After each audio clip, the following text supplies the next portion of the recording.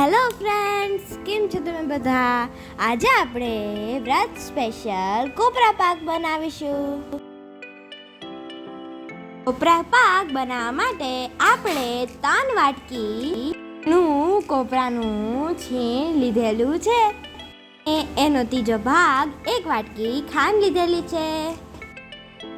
લીધેલી ખાંડને આપણે એક પેનમાં નાખીશું. આપણે જેટલી ખાંડ લઈ તેટલું જ પાણી આપણે ઈ પેનમાં નાખવાનું છે.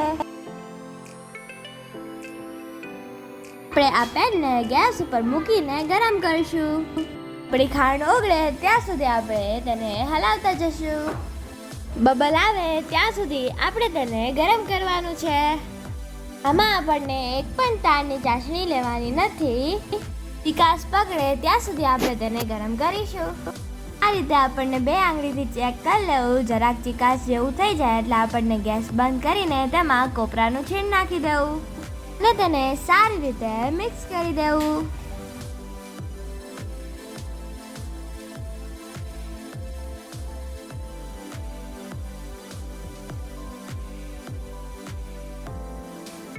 આપણે આ ટોપરા પાકને ગેસ પરથી લઈ લઈશું. લગાડેલી થાળીમાં આ બધો જ ટોપરા પાક આપણે કાઢી લેશું.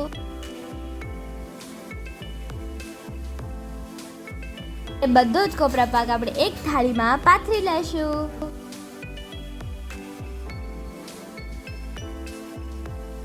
આપણે એક ઘી લગાડેલી વાટકીને તેની ઉપર ફેરવશું, જેથી તેમાં તિરાડ ન રહે અને એકદમ સ્મૂથ થઈ જાય.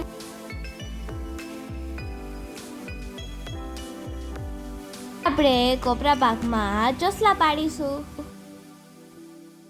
અને તેને સર્વ કરીશું.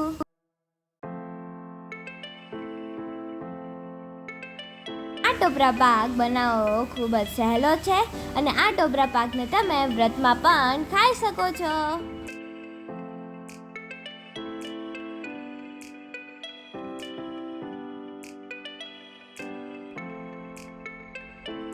આપણો ટોપરા પાક બનીને તૈયાર છે.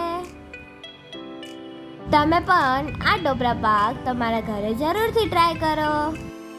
આમાં ધ્યાન રાખવાનું છે કે ચાસણી વધારે આવવા દેવાની નથી, નકર આપણો ટોપરા પાક છૂટો રહેશે.